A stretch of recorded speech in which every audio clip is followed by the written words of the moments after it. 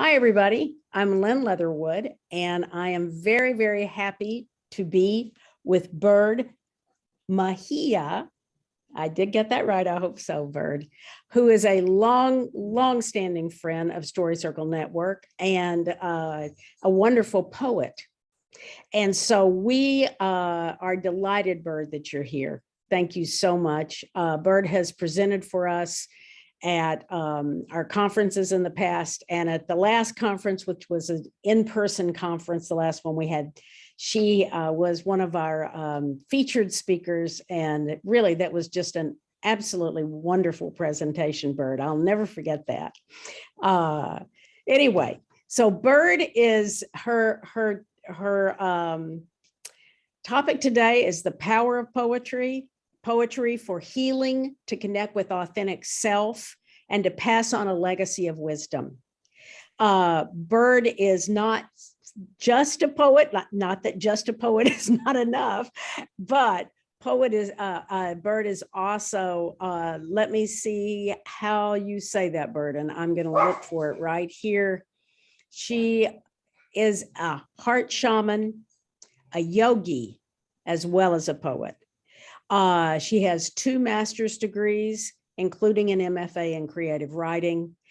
She's the author of Wild Woman at My Door, and she has taught poetry to women around the world for almost 20 years to help them step more fully into who they are.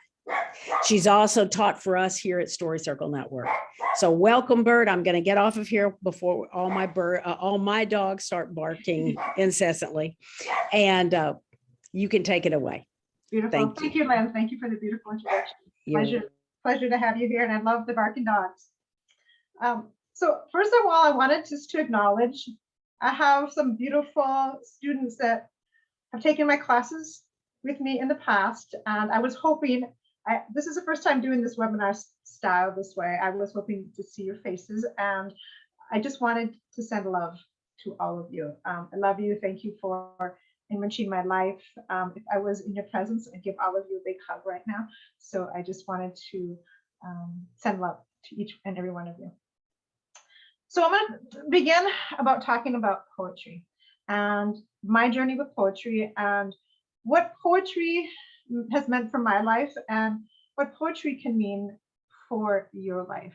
Now, I titled this Poetry for Healing, to connect with authentic self and to leave behind a legacy of wisdom. Well, that seems like a lot of things, right? But really, this is the power of poetry. If you think about other countries, right? When other countries have had dictatorships and different things, oftentimes it is the poets that get killed first, right? Because the poets have the heart of the people, have the soul of the people, they're talking for the people, they're inspiring the people. So poetry is something that is, I feel like it's about us speaking about our souls. So the way I'm gonna do is I'm gonna talk a little bit about poetry, and then I'm gonna give some examples, and towards the end, at some point, I'm gonna give you options to do some of your own writing. And I give lots of options because when I was young and I was a student, whether I was in elementary or in college or in my graduate degrees, even when I went to famous poets, like I used to go to a lot of famous poets. I would always sit in the back because if it was boring, I'm just gonna say it this way, if it was boring, I would check out and I would doodle instead. So because I didn't like when they gave us like 1 or 2 options, and one of those, the poet might have been like, oh, this is the best option in the world, but we're all individual, right? So what is the best option? What I think is going to be a great writing prop for you, you might be like, I don't want to write about this. So I'm going to give, as we're going through this, some of the ideas I'm giving are going to be options for you to work from. I'm going to put right now in the chat 2 links. These are my Google Drives for some of the worksheets that I'm going to be sharing on screen a little bit. One of it's the Power of Poetry worksheet, and One of them is excerpts from my Wild One book. So I've been working from these poems. I'll be sharing them on the screen, but if you are on a laptop or you want to copy the links right now, you can do so. And I will give these links to Len. So I don't know, I think that afterwards there'll be a way that everyone can get them, but right now you can copy them if you'd like to have access to that. All right, so poetry for healing. I'm going to begin with this. I feel that our stories, right? Our stories are healing. And for a lot of us, particularly women, right? A lot of times we have not been allowed to share our stories. We'll send these links with recordings that you'll receive after the event. Yes. Thank you, Liz. A lot of times we have not been able to tell our stories. The power of the feminine is about being and receiving. And the masculine energy is about doing and giving. But because of what's happened over centuries, hundreds of years, thousands of years, what's happened to the kind of suppression of the woman, what's happened is women have taken on the role of doing, and giving. Am I the only one that has done this in your life, right? You do, you give, right? So with that, a lot of times we've not had the ability to tell our stories. And a lot of times we're doing so much and we're giving so much that we're doing it for others. And we're not even being who we authentically are. So when I talk about poetry as a way to connect to who we really are, a lot of times we've not remembered because we are what our families told us to do, or what society told us to do, or we've married and then it's been about the family and about the spouse and about the children. And at some point we've forgotten who we were born into this world as. We've forgotten the part of us that is be, right? And we've forgotten, like what makes us happy, like what makes us joyful. So for me, this was my story. I woke up, I woke up in my 30s and didn't feel a lot of joy. And I realized that most of my life I hadn't felt very joyful. And I'm going to read the story. This is kind of what happened to me. I actually had this vision of this wild woman that came at my door, and she'd knock on the door, and she had this hair, big hair, and it was combed out, and she was naked and dancing, and she came by and she knocked on my window. And I was terrified of her because it was a part of me that had been suppressed. And when I mean wild, I don't mean like girls gone wild. I mean like my natural self, right? So when I started undigging my stuff, and for me, my story was that I was in a very long, emotionally abusive marriage for 23 years. And I just kind of shoved it down. I kind of pretended like I just shoved down the pain. And I didn't realize the things what my soul wanted to do. Didn't remember who I was. So when I started healing, and poetry was the catalyst for me to start opening up, remembering who I was. It was the catalyst for me to start healing. Now I work in energy medicine, helping people heal. I'm very active on social media, so I do posts and different things just to empower people and do these things. But before I was doing any of this stuff, it was poetry that began helping me heal. And what I remembered was that who I was like 4 years old. When I was 4 years old, I'd already shoved myself down. And I almost had to undig myself up from the time I was 4 years old. So it was poetry that did that for me. So right now I'm going to do a share screen. I'm going to read to you my poem, Wild Woman at My Door. This is just as a thing. This is going to basically tell my story. And this is just not my story. This is your story. And this is what poetry has the power for you to do. And it doesn't matter what age you are, right? A lot of you know the story of Grandma Moses, right? Grandma Moses is a very famous painter. And when she was a little girl, she grew up on the farm, and she had an inkling for drawing, and she was told by her father and mother, well, you can't draw, like you're supposed to get married and have children and be a wife. And so she did. She put down the paints, she got married, she had her children, and then in her 70s her husband died. And she remembered, I used to like to paint. And so she went to the store and she got some paints and she started painting. And Grandma Moses spent the rest of her life, and I don't know how old she lived, but I think very old, as this famous painter. And she just did this painting, right? Because that was part of her that had been shut down. So this is my story, but this is also every woman's story. So I'm just going to read this to you. And then you're going to have, this will be one of the links. This is my, these are excerpts from my book. So you'll have access to this. One exercise, this might be not one to do today, but one exercise for you to do is write your own. And you don't have to call yourself your wild woman, but call yourself your authentic self.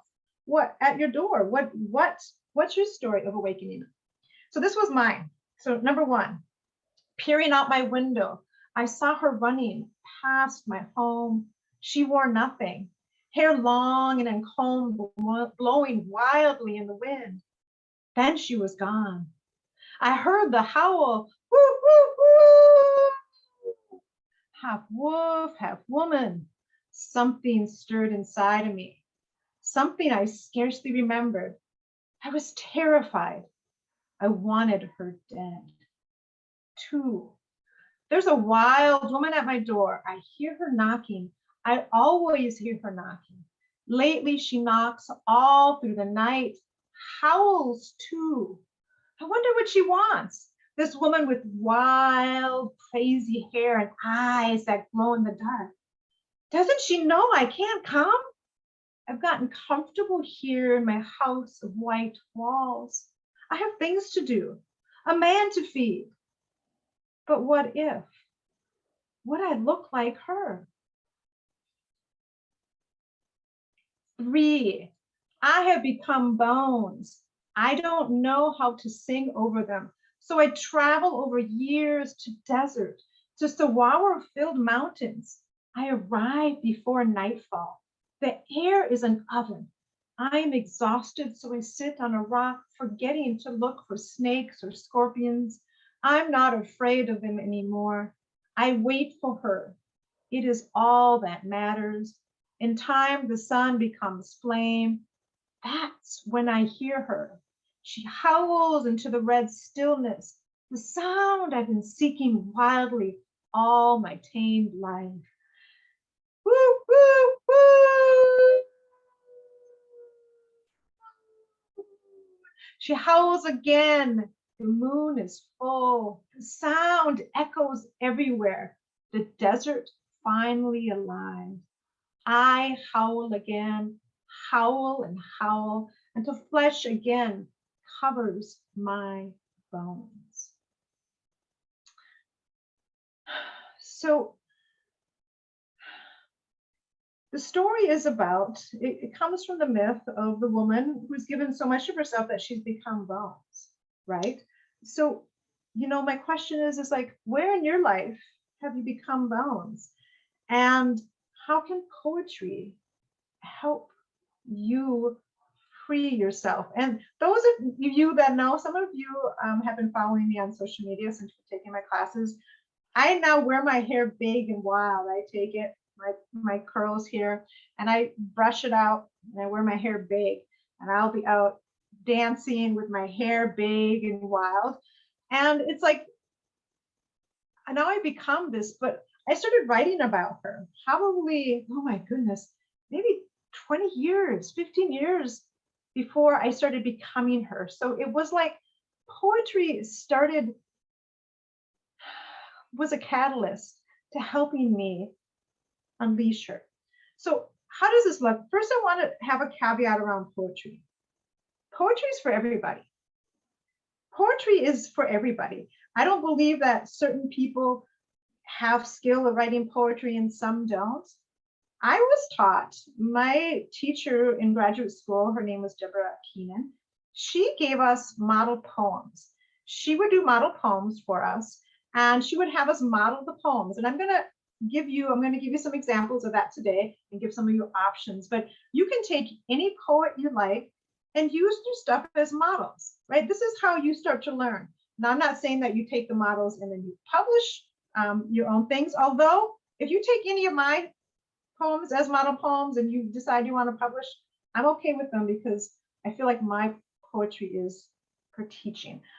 It's part of the collective now. But so this is a powerful way to begin writing poetry.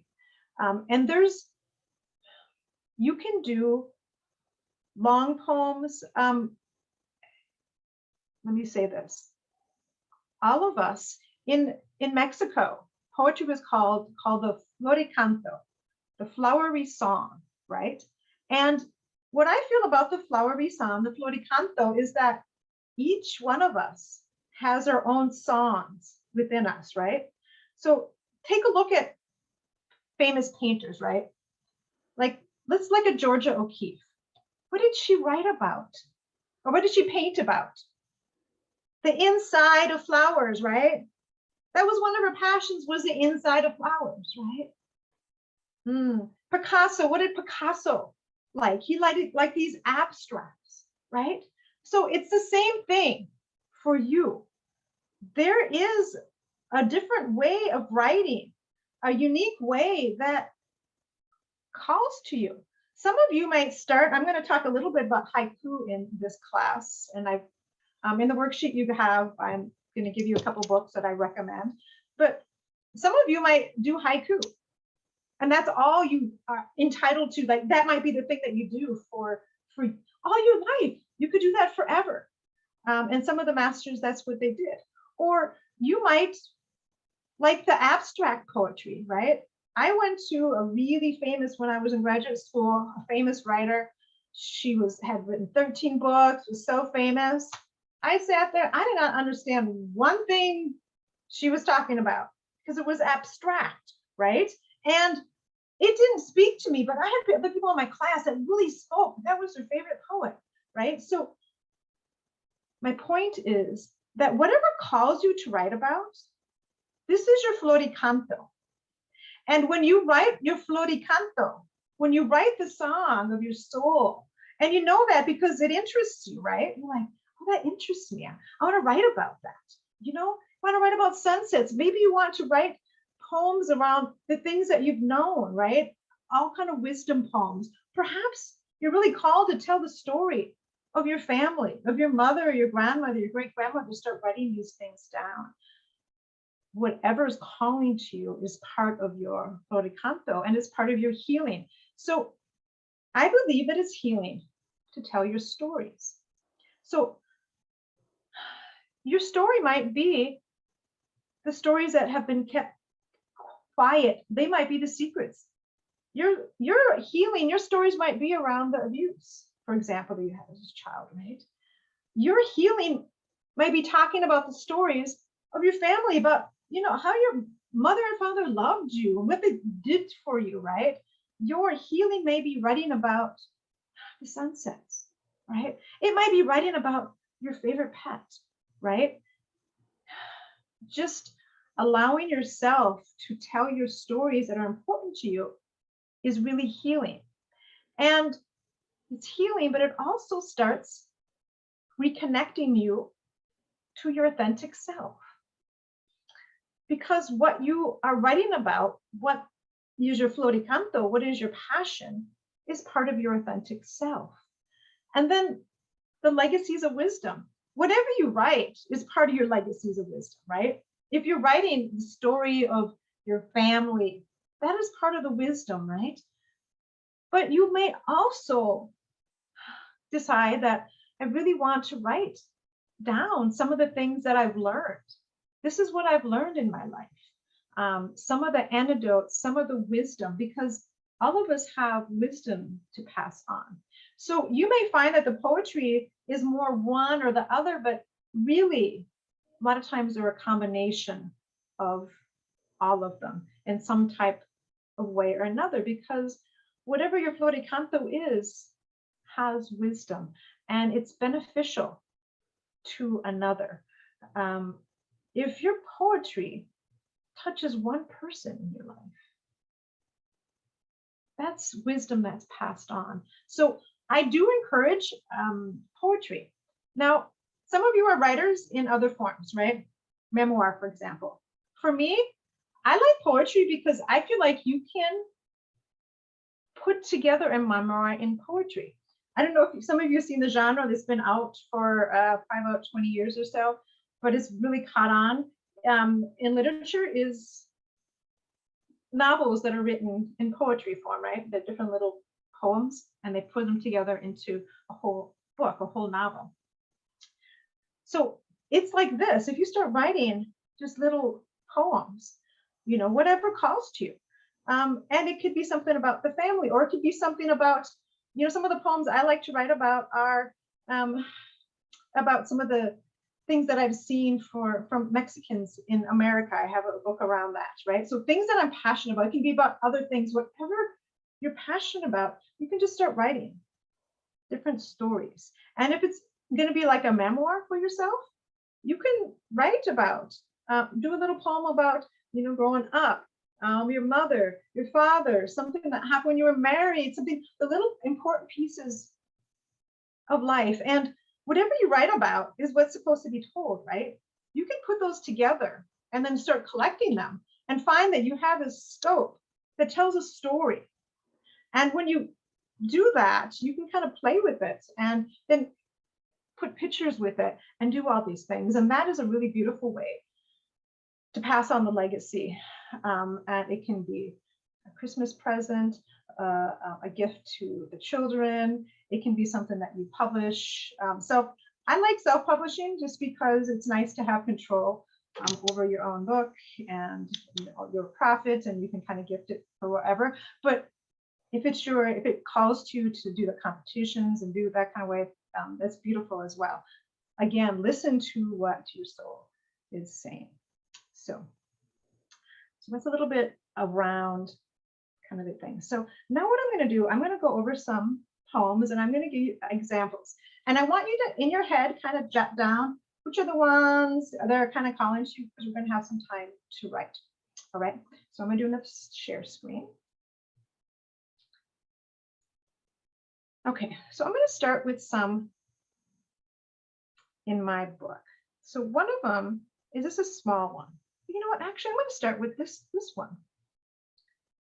This is a poem I wrote, and it is the beginning of my book.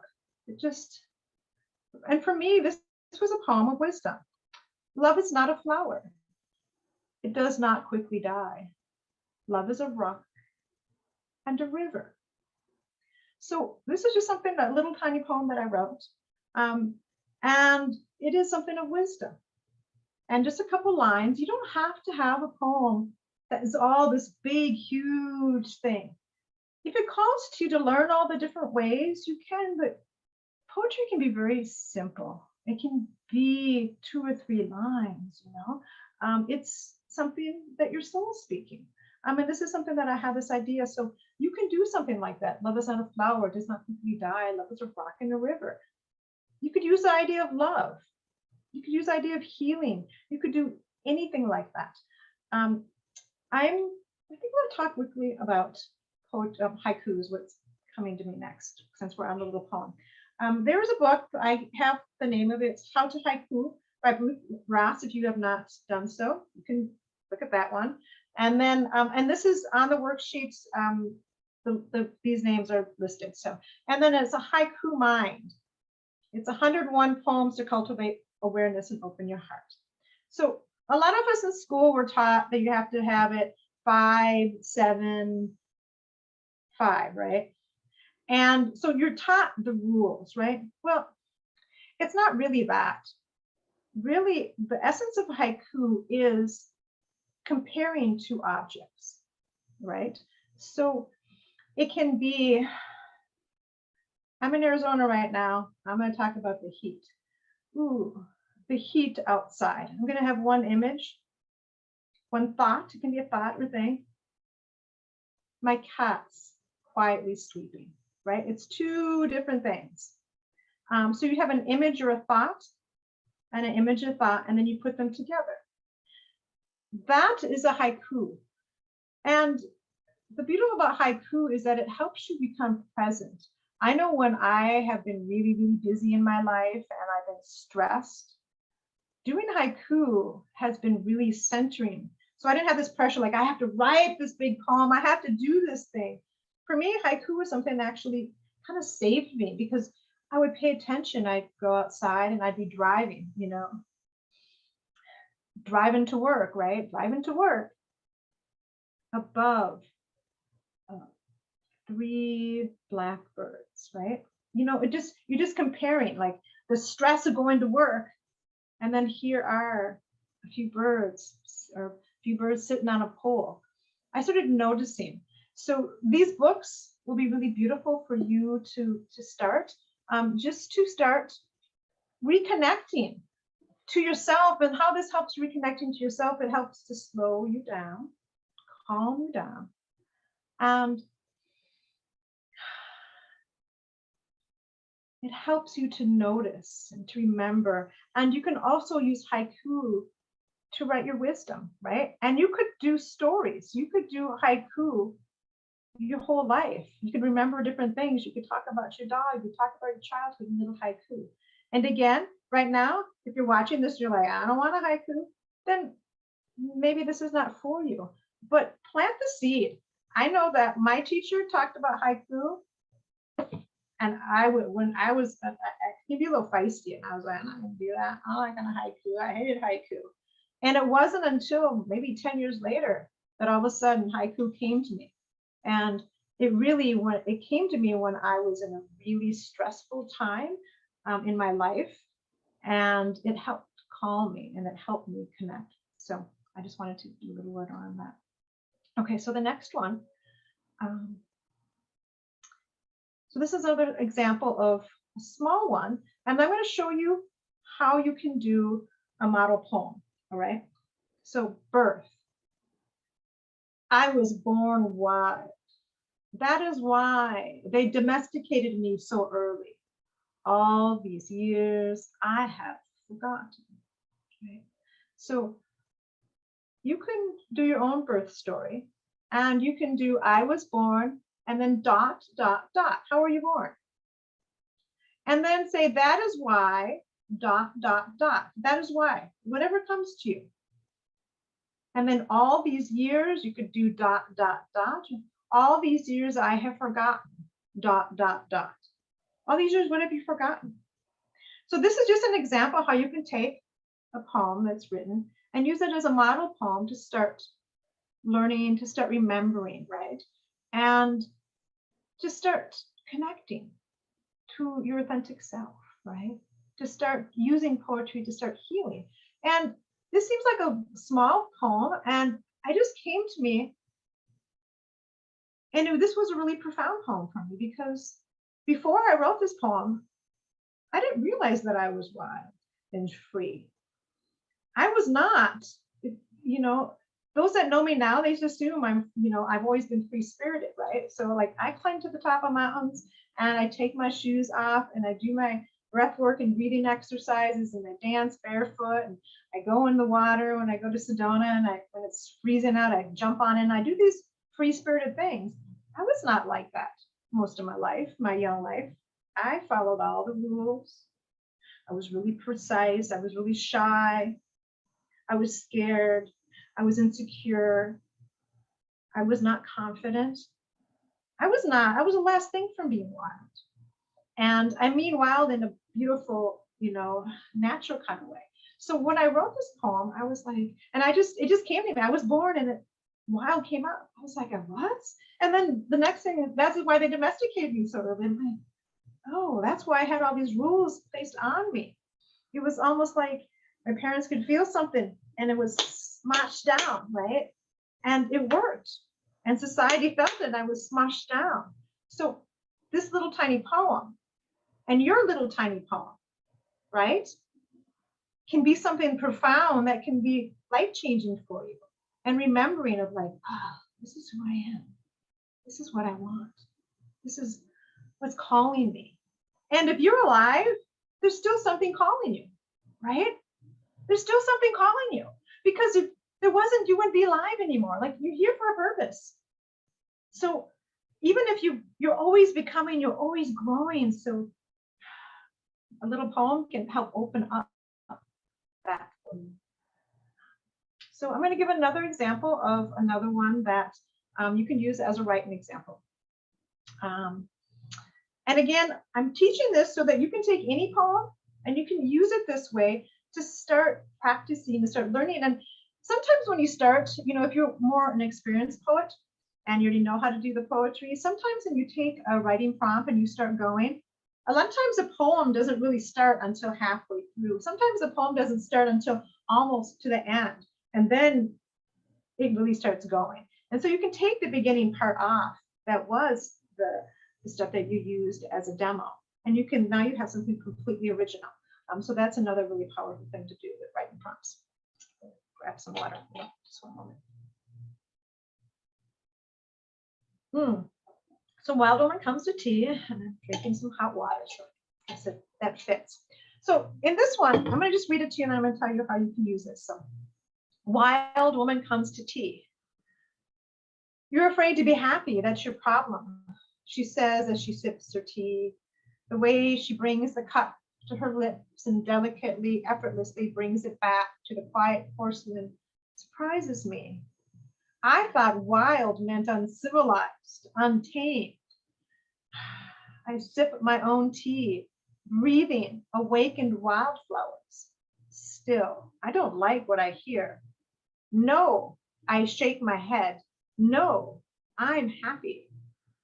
I look down, need to avoid her dark eyes of soil, earth, knowing. So how you would make this one, you could call your authentic self Wild Woman. You can call your authentic self whatever you want. You can give her name. Maybe your Wild Woman's name is Gertrude. I don't know, but give your authentic self a name. And she comes to your door. She's knocking on your door, but what did she come to do? Mine came for tea. Now, when I wrote this, God, I wrote this quite a while ago in my 30s, like, Wild Woman came now, Wild Woman wouldn't be coming for tea now. Wild Woman would be coming, to go out dancing, or Wild Woman would be doing something to push me. But then she came to tea. What is she coming for? So blank, whatever you name her, comes to whatever. And then you open the door, and what does she tell you? She has some words for you. Whatever comes to you, what words does she have for you? My words were, you're afraid to be happy. That's your problem. Oh, okay.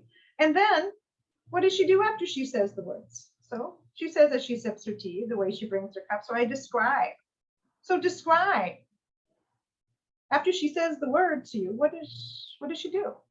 And then what do you think? I thought, wow, what are you thinking about? What you're seeing, her actions, who she is, what are you thinking about it? And then what do you do?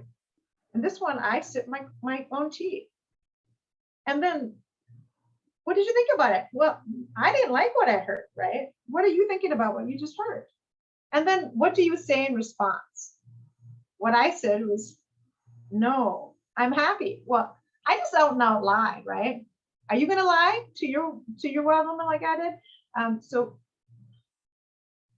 what are you gonna say? So, and it's okay if you lie, because sometime in the lie you realize, oh, because you know when you're lying, right? I looked down because I knew I was lying. Need to avoid her dark eyes of soil, earth, knowing. So again, this poem was a poem I wrote when I was still really trapped. And it took me quite a few years after this poem to really unleash this and become happy. But I wasn't, and I was pretending. So a lot of times a poem can remind you. It can be an opening, it can be a portal. And that's why it's so powerful. And that's why, again, poets in other countries, like, they're the first to go, because poetry changes other people's lives, but it also changes your life, right? Changes your life. And if it's a poem that changes your life, when someone else reads it, and that's why I think it's important to kind of push yourself, even if you think, oh, it's not good enough to get published is not good enough, do it.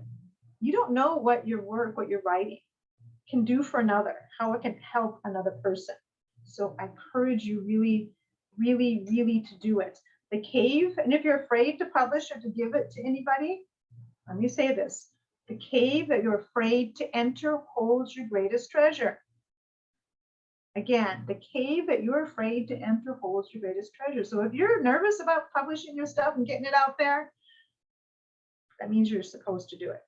I know in my life, I had gotten an intuitive message from God's spirit that I was supposed to help people on social media with videos and photos. And at that time, my greatest fear in my entire life, all my life, was being on camera. Hate it. Like I was petrified. So the first time I went on, I was shaking for hours. I was so scared. And so it turns out this is one of my gifts. And it turns out it's the thing that I help people with through. So my point was to push yourself on that. So that's another option. Okay, let me see. I think I'm going to just tell you this one. This would another one that you could do. Again, this is the air that breathes. So this would be kind of a similar poem. You can use my words. All these years I've forgotten. ... In mine, it was that my window is painted Colombian blue, walls scarlet. So what did you forget? So you can be kind of repeating. I was raised. How were you raised? In my case, I was raised in a Midwestern house of gray Catholic schools with gray nuns and gray children. So, right, all these are forgotten. And how were you raised? And then you can do an I want. I want, and you can do a whole poem just saying, I want, I want, I want. It creates a nice cadence when you do the repetition. But here, I want a bucket. I want to extend my arms higher than the bow. And then I change the I want to I will. I will then move. I will keep on painting myself. So I want, I will. And then in my case, I had my great-grandmother Mejia. I never met my great-grandmother Mejia. She died when my mother was 10 years old. But I've heard stories about her. So you could take an ancestor, someone that interests you. Take an ancestor and have them appear. And they're going to say something to you. What would they say? So my great-grandmother will see me and say, I see, there you are. I've been looking for you all these many years. I thought you were lost. So again, I wrote this poem before I found myself, but it was telling me like, Bird, you're lost. And then you can end it, or you could do the whole poem around this. I'm not. You could say, I am, I am, I am, I am poem, or I'm not, I'm not. So this one, I'm not to Midwestern time. And it says, I, and that's how I ended it. So that is another option for you. So I will, so that is one option, some of the options you can use. And if you have the link, you can have it on your computer while you do this. Otherwise, when we're doing the writing, I can keep some of these up. Okay, so the next one, I'm going to give you a couple of other options here. We're going to go into the power poetry. Okay, another one is a great one to pass on a legacy of wisdom. And this is a woman named Nadine Stair, and I think she wrote this in her 60s, maybe 70s.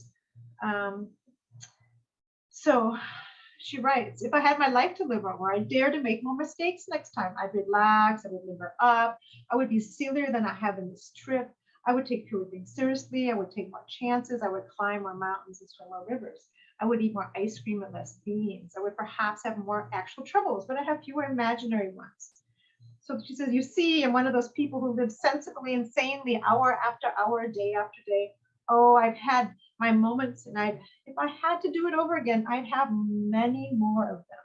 In fact, I try to have nothing else, just moments one after another, instead of living so many years ahead of each day.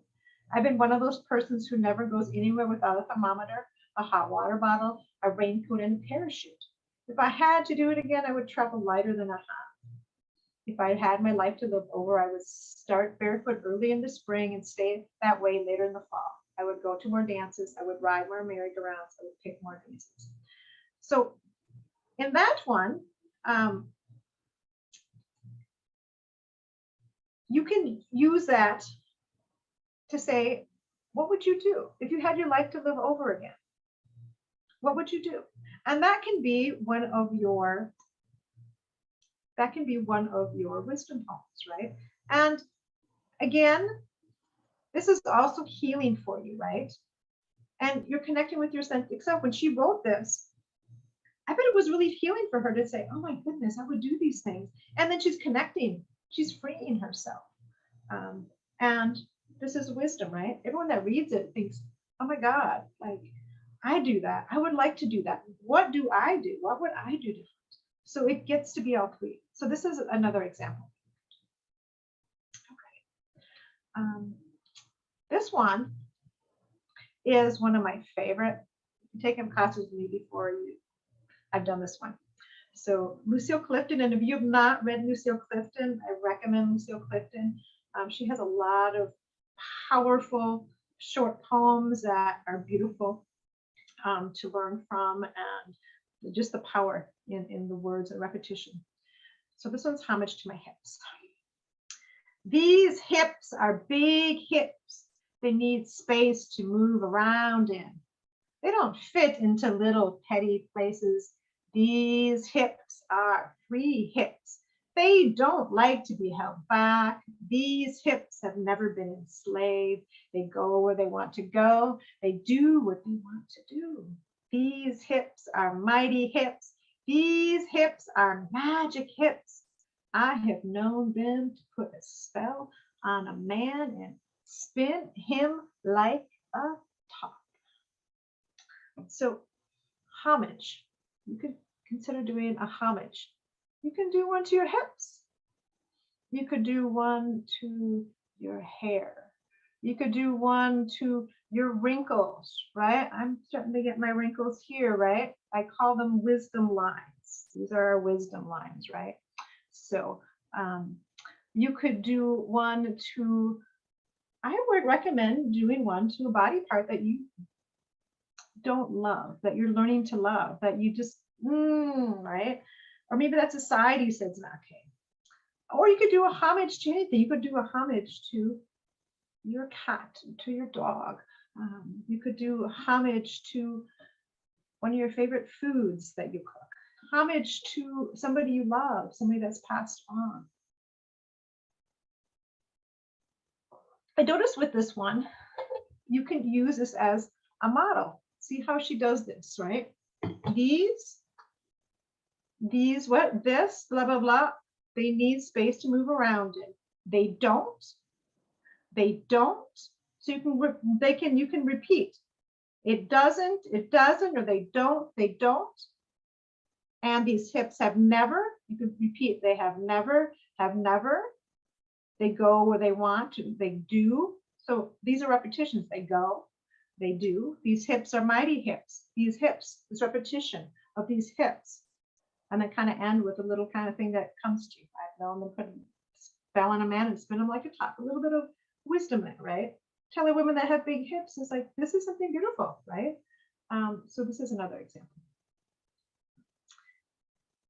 All right, I'm gonna do one last one here as an example. This is another one that I wrote. And this is a name poem. And this is a tribute to, this was a tribute to my mother. And this is fitting because yesterday was my mother's birthday, and she died unexpectedly 3 years ago. She was diagnosed with cancer and died 35 days later.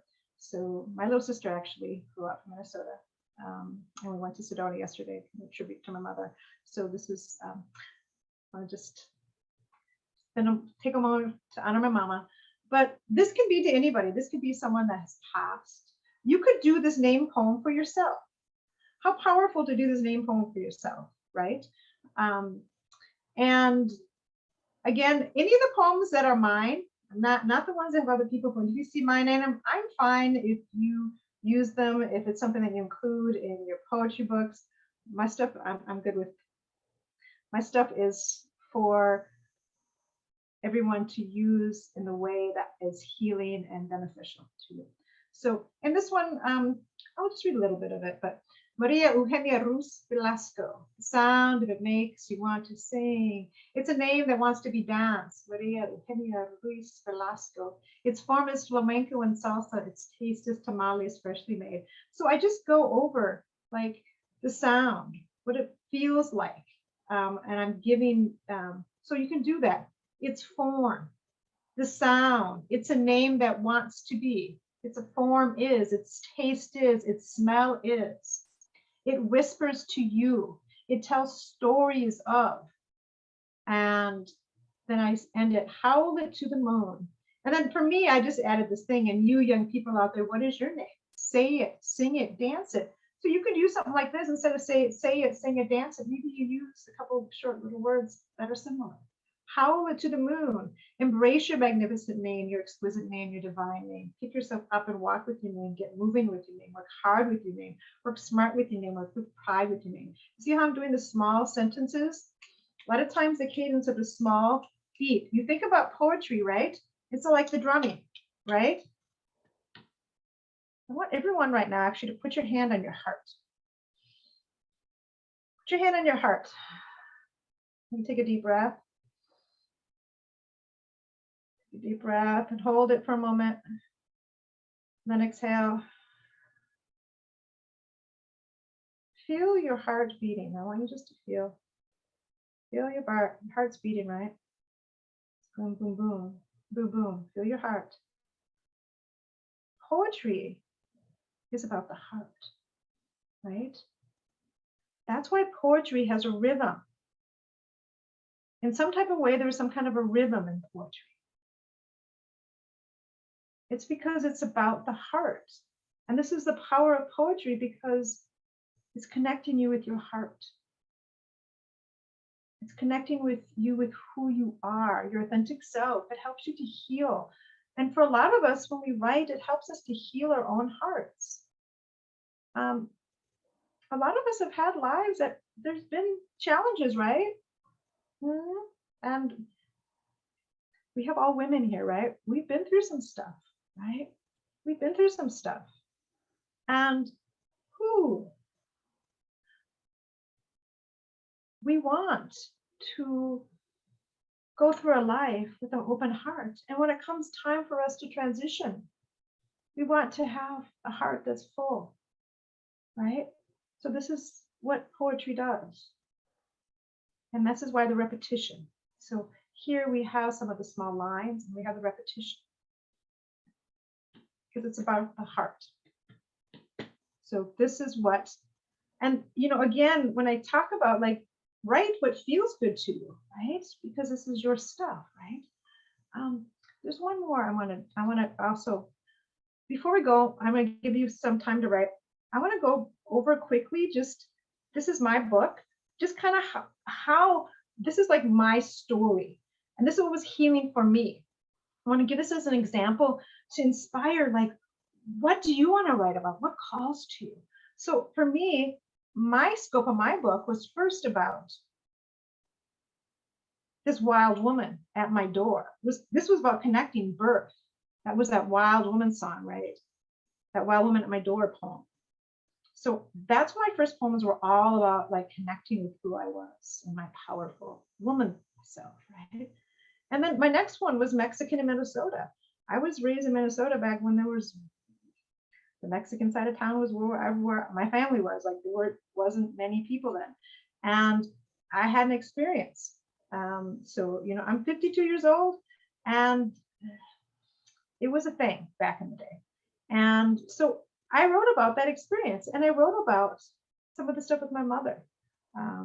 Because for some of my mother's story, she came in when she was 10, and she, I say she had to, but in some ways she chose to kind of let her culture go and some of the stuff go in order to fit in and kind of to survive and these kind of things. So I wrote, this was really healing for me to write these stories of my mother and some of her shame and I grew up ashamed.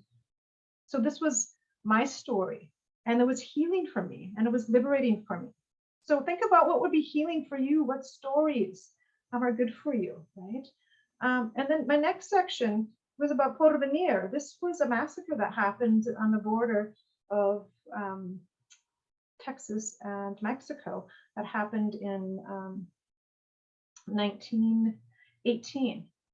And it was just something I read, and I was inspired. So I wrote this whole section about Porvenir, and I wrote, there were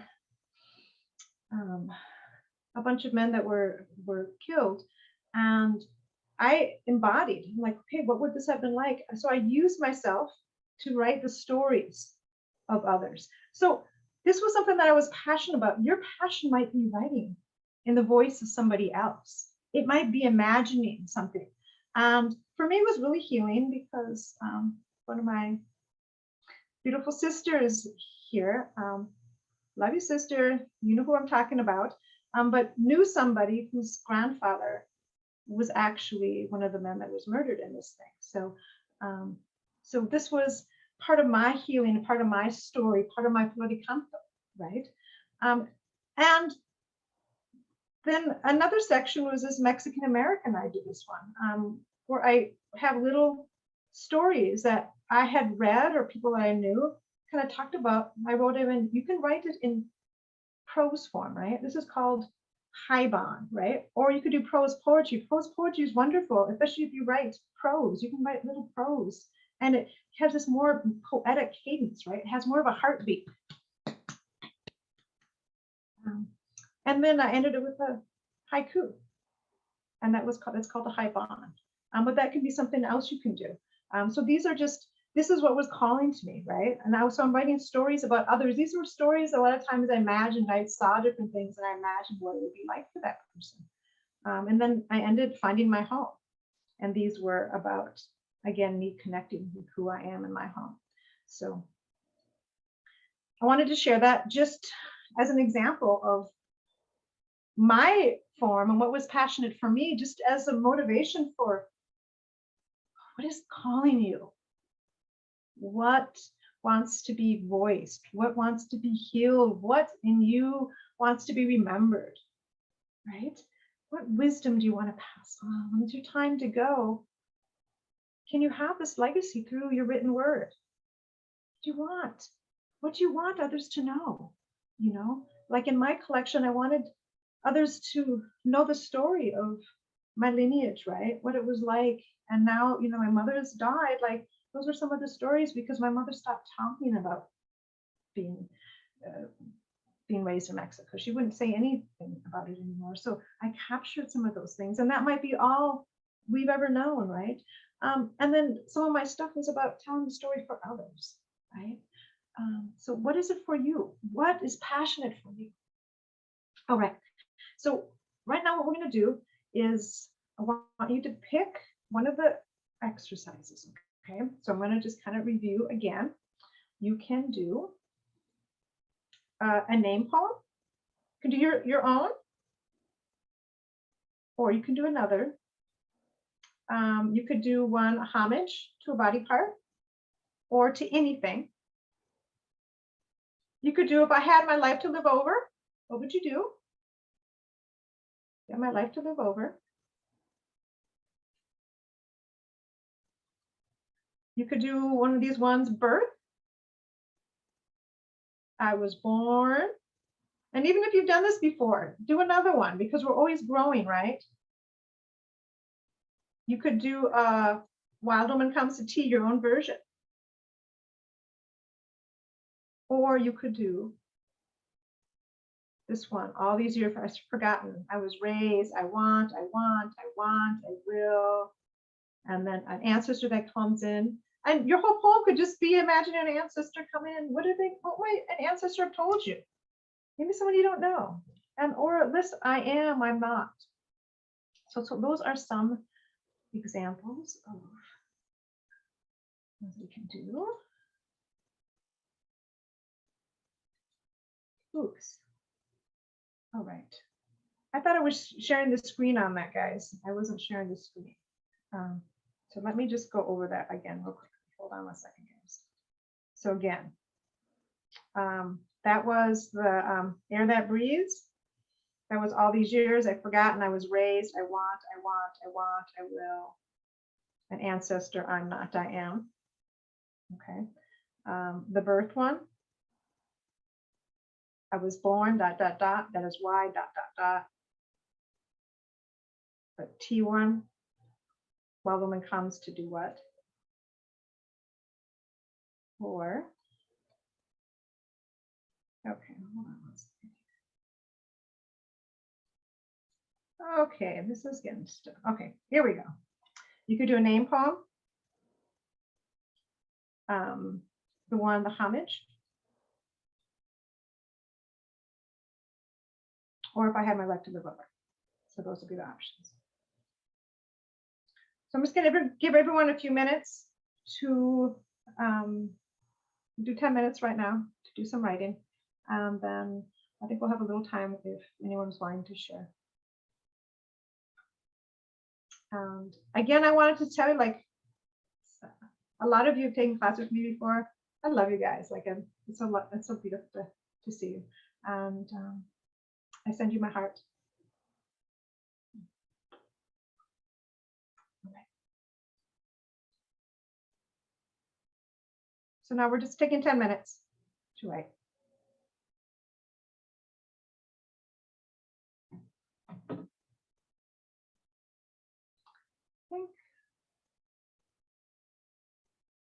I'm going to put one of the samples during that time. So you're not just looking at me, you're seeing something that might be useful.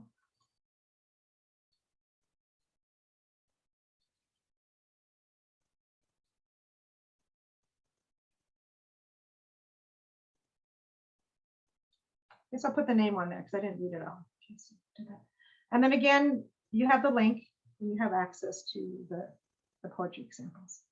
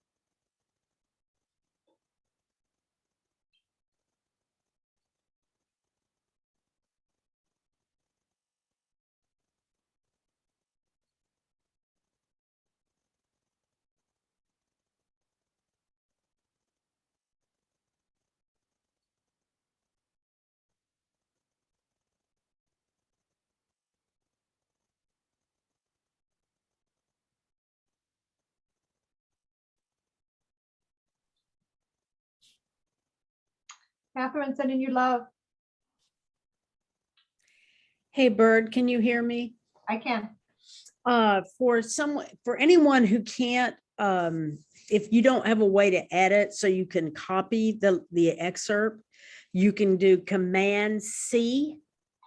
You can highlight the excerpt and put Command C. That's the HTTPS, go down to the end where it says sharing all the way. Command C, and then go into your browser and hit Command V.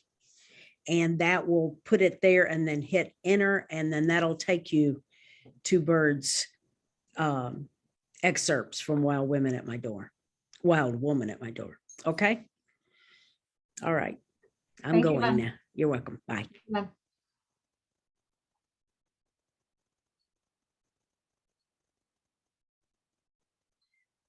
And if anybody absolutely can't connect with the one that you want me to put one of the poems on the screen share, just type in the chat and let me know.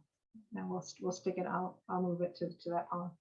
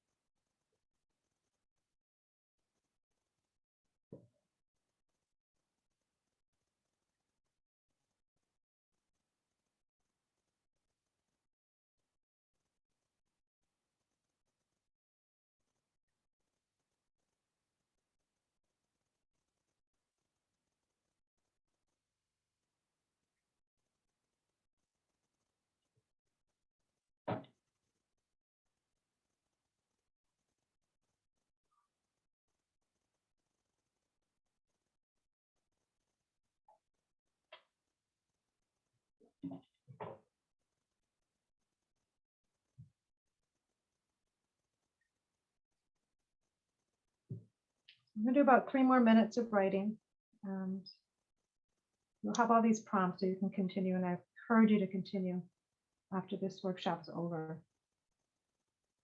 and for many days and weeks and months and years ahead.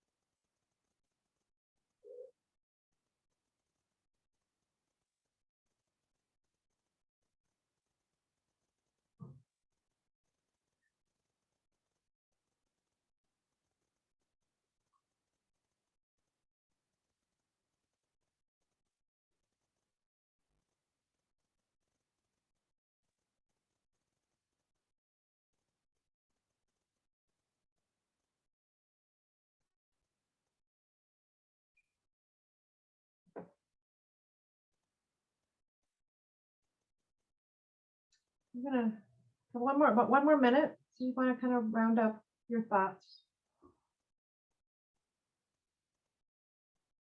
And again, I'm optimistic you will continue when the workshop's over. And again, my desire is for you to continue in the days and weeks, months, and years ahead to continue with the writing.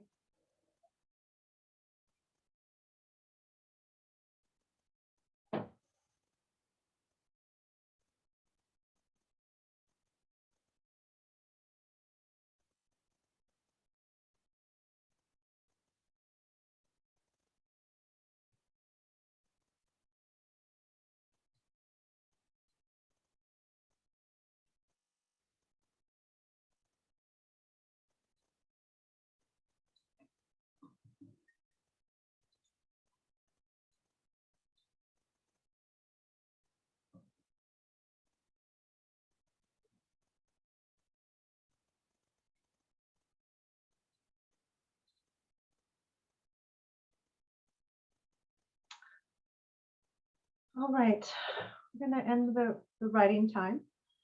We're going to take a little time. If anyone has questions or if anyone wants to share. And I believe you just raise your hand.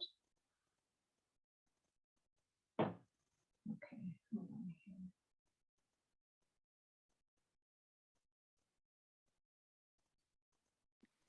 All right, it looks like Jan has her hand up, so I'm going to go ahead and unmute her. So we'll do that. So Jan. Okay, beautiful. Hello, Jan. Hi. Okay, so I took the prompt, birth. Beautiful. I was born through my mother's screams as I freed from the womb. Her screaming continued as I left for college. My journey to the self kept her screams in the wind. Wow. Powerful. I can feel the screams in the wind. Beautiful image. How did it feel writing it? Painful. Mm.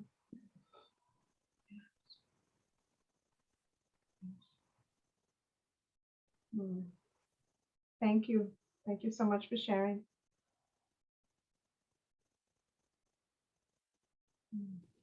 Next, I'm going to allow Margaret to speak. So Margaret, I'm unmuting you now.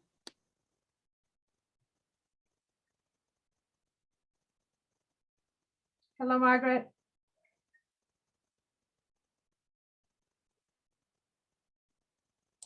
Can you hear me? I can hear you. Oh, great. Okay.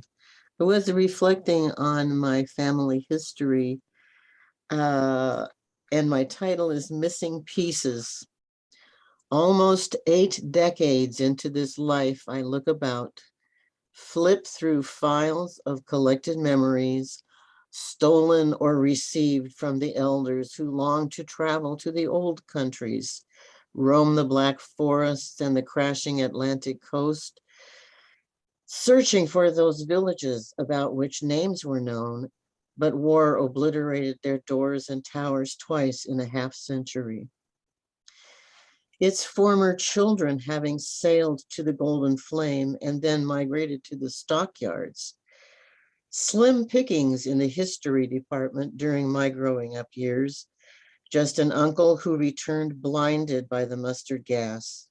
Later, 4 uncles who survived the atomic war, who all went forth and multiplied. Newcomers still in the after the war's years, downplaying German and Irish names, whilst the rest of the world struggled to assimilate them, accommodate them. There'll be more, I tell you. No, it's beautiful. You did a lot of writing that was powerful. Thank you. What feels wonderful to me about that is that you're writing history that gets to be remembered and gets to be passed on. And these stories are so important. How did it feel for you? Oh, it feels really good. I've been writing an abecedarium for my oldest son. And so this material has been flowing in and out for quite a long time. And this has really helped me get a handle on the opening poem, because in the last 2 weeks, I just decided to have a poem accompany each letter of the alphabet topic. I love that. That's powerful. Beautiful. So happy you're doing that. Oh, me too. Thank you. This is a wonderful session. Beautiful. Thank you. Next, I have Rebecca Long. So I'm going to go ahead and allow you to speak, Rebecca.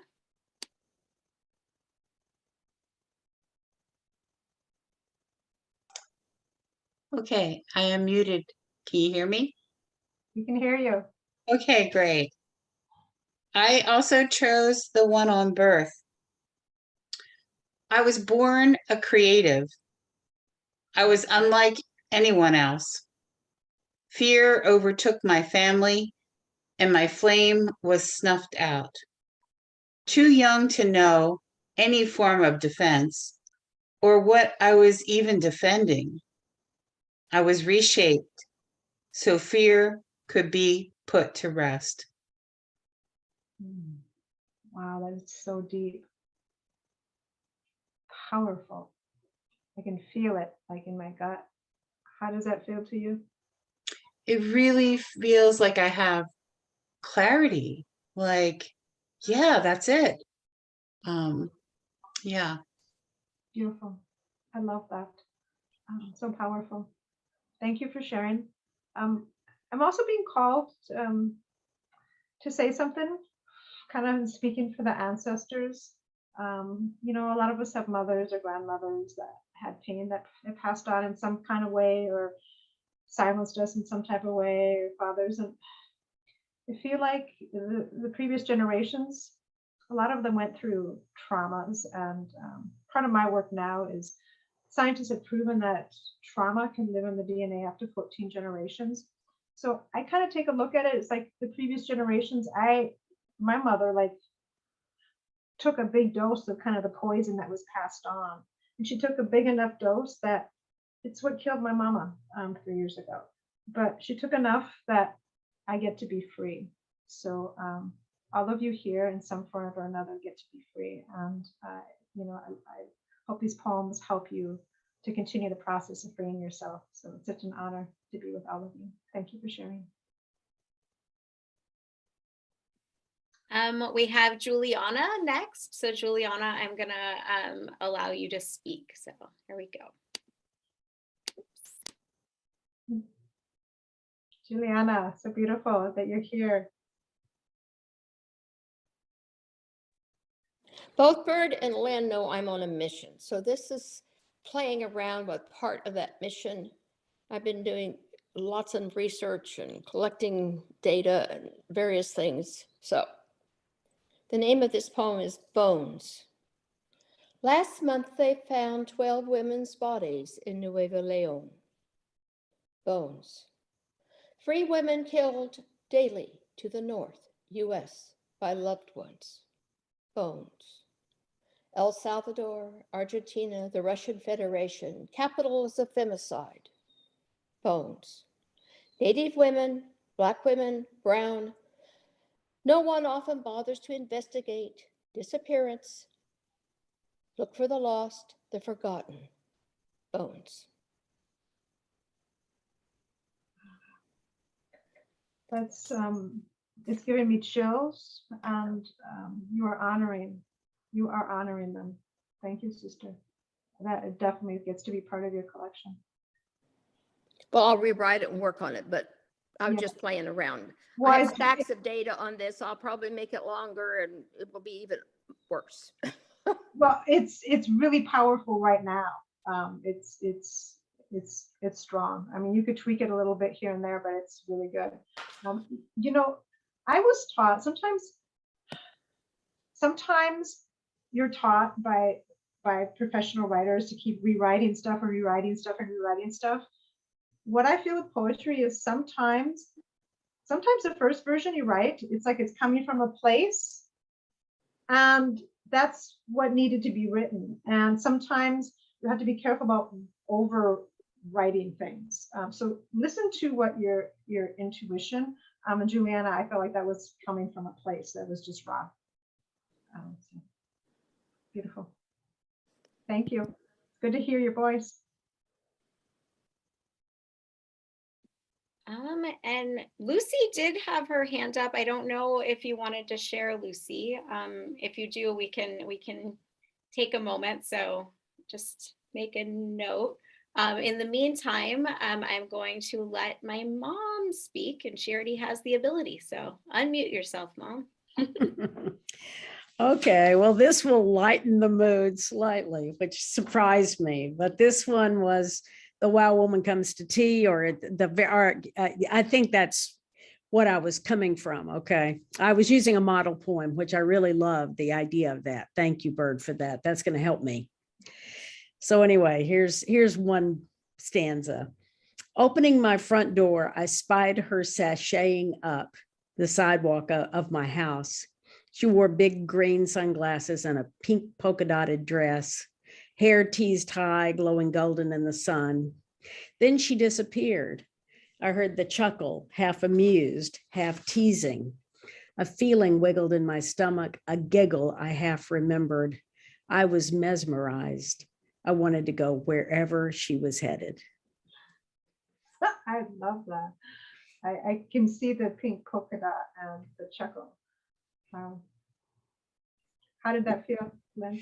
It felt fun, and I was surprised. That's not who I expected, and it was, I'm very Southern. I'm from, and so there's that's a very Southern part of me, and I hadn't recognized that. but I love that kind of woman who is full of power in her own femininity.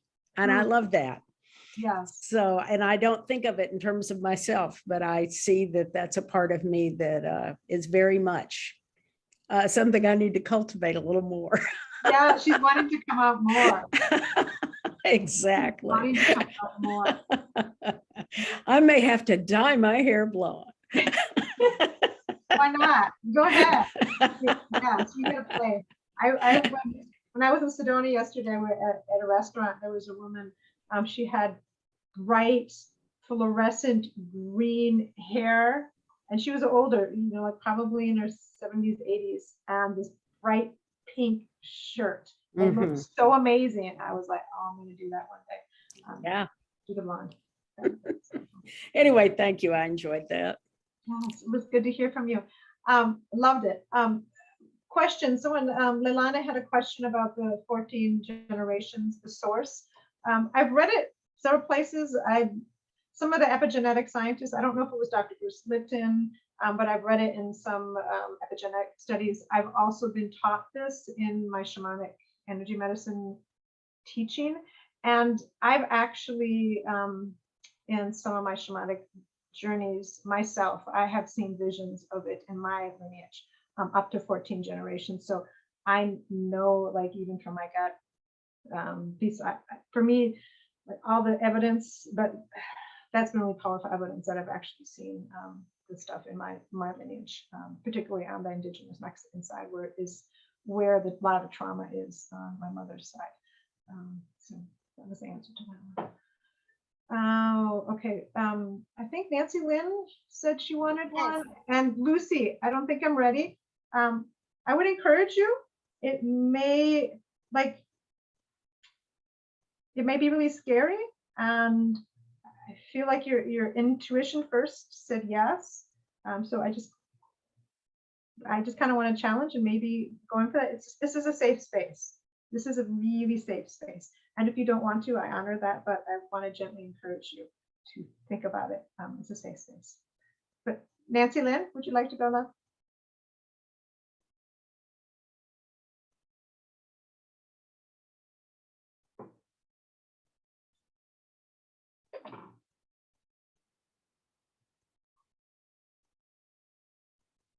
Nancy Lynn, you need to unmute.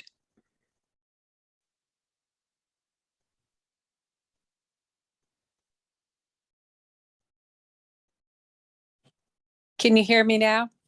Yes, we can hear you now. Okay, let me get back there. Yeah, it's so beautiful to hear you. Okay, great. Anyway, this was inspired by Lucille Clifton and the way she writes and the way she always affects me when I read her.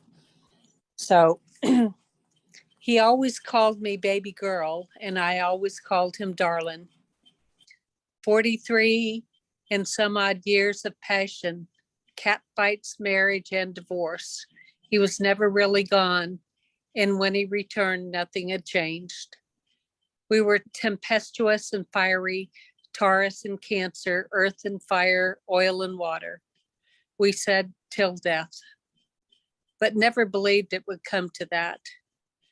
When it did, my spirit paralyzed. I could not breathe. Now I can't seem to be me anymore. Now you've flown off. Now I'm alone forever. When we meet in the ether world, just call me baby girl. That brought tears to my eyes, Nancy Lynn. Oh, I'm So beautiful. So beautiful. How did that feel to write it? actually, it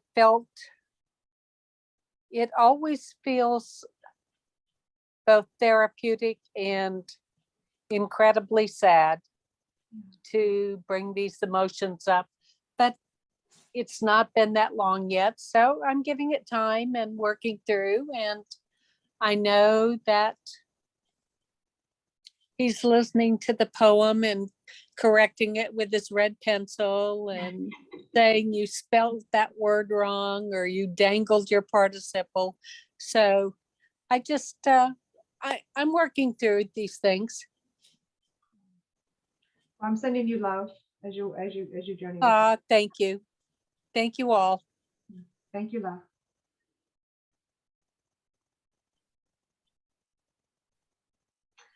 Lucy, I honor that, sweetie. No worries, love. All right, I think that's everyone. So I think we're a little bit over time, so we can probably go ahead and wrap up. So Mom, I'm going to pass it over to you again. Okie doke. Wow, Bird, that was awesome. I enjoyed that so much. I took so many notes, and the model poems alone would have been good enough just to make being here worthwhile. But the whole thing, and I so appreciate the whole thing about connecting to your authentic self. That is really helpful for me, and so I'm getting teary just talking about it. So anyway, I just want to thank you. I think from everything that I'm seeing here, that many people are feeling exactly the same thing. You've certainly touched us and certainly touched me here tonight. And really are a wonderful beacon for encouraging others to get in touch with their authentic selves. And I know that that's your life's work. That's who you are and how you are and what you are. And we just so are grateful and appreciate it so much that you're out in the world doing that and sharing your time with us. So thank you so much for that. So let me say that we will have a recording of this, and it will come out in a day or two. We have to put it on YouTube and transfer it, but we'll get it to everybody, and we'll also send those links that you included, Bird, so that everybody has them. I think that will be extremely helpful for everyone. So thank you so much. I want to thank everybody for coming today. Our Story Circle Network webinars are turning into just these little treasures that I'm enjoying so much. So I'm glad that people are here. We have these wonderful speakers like Bird who are living their words and living their work, and is that wonderful models for all of us. So they're model poems and they're model people, and Bird, you happen to be one of those model people. So thank you. Our next webinar, as it turns out, happens to be mine. I am presenting one, and it is going to be on the joys of writing flash fiction and flash memoir, which, as it turns out, I was thinking about it, is really a perfect connection to what you're talking about, Bird, because it's very, very similar. It's writing short, it's writing pithy to the, going deep and very, with very few words. It's the difference between a flash fiction or flash memoir piece and a prose poem is quite debatable. There's a lot written on that of what are they the same or different? So we will explore all of that. And so I'm very happy. I hadn't put that connection together until about 5 minutes ago. And I thought, oh, well, this works very well as a continuation of writing poetry and then writing short. So that will be on May 18th, which is a Wednesday. We're going to meet again at 4:30 Pacific. That's 6:30 Central. And we'll talk about the fundamentals of writing a flash, which is writing that is typically 1,200 or 1,000 words or less. So that's the kind of thing that we'll be exploring. We'll talk about what it is, how you do it, and where to sell it. Okay. So I hope you'll share it, and we'll have a link out soon on that one. Again, thank you all for coming so much. I want to say something else, and Liz, you may need to help with this. I think it's safe to say this here. We have a secret, which is that we are compiling a book of little pieces for Susan Albert to present to her for our 25th anniversary for Story Circle Network. And we would love for you all to contribute. And so I really hope you will. And I'm wondering, Elizabeth, are you there? Are you able to come on? We can include the link to contribute in the webinar recording. So you'll get a little document in a couple of days that has this recording, and it'll also have that link to contribute. So if you have anything to say or any great pictures or anything, we would love that. It is a secret though, so if you're chatting with Susan or in some group with her or something or other, don't tell her. We've kept the secret for like 2 months, so we're hoping. Yes, but you can tell any of your friends, and you can share that link with them if they know about Story Circle Network or are part of it or have been part of it.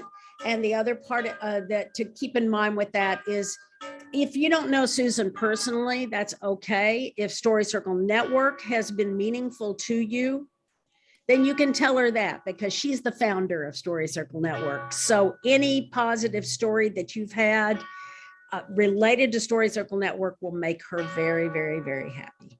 Okay. So please do that. And I think there's a deadline, Elizabeth. What is it? There is. It's April 30th. Okay. So you see, we have 10 days. And we really, really, really want to get as many people's words in there as possible to let her know how important this organization has been for each of us. Okay. Yeah. So I hope you'll do The link is in that. the chat, but we'll also send it to you separately. So Yes. Okay. All right. And don't worry about it being perfect. Don't worry about it being just right from the heart. That's all. And and you don't have to write a lot, just something. Okay. All right, everybody. Thank you so much. Bird, again, it's such a joy to work with you. I'm just thrilled to just be in your presence. So thank you for that. Thank you. I feel the same. And again, everyone, there's something inside you. Just keep following it and following your joy. So many people are in pain right now, and they need you and your joy. Thank you, Bird. And Bird, I think your website, can you just remind people how to reach you if they want to? Yes, I'm on Facebook and IG at Bird Mejia, and my website's birdmejia.com. Okay, perfect. Okay, so if you want to learn more about what Bird does in terms of her shamanic work, or with her poetry, or with any part of her life, just check in with her. Okay, thanks again, everybody. Mwah. And I'm gonna end the recording now, and then we'll all say goodbye. Okay, here we go. So let's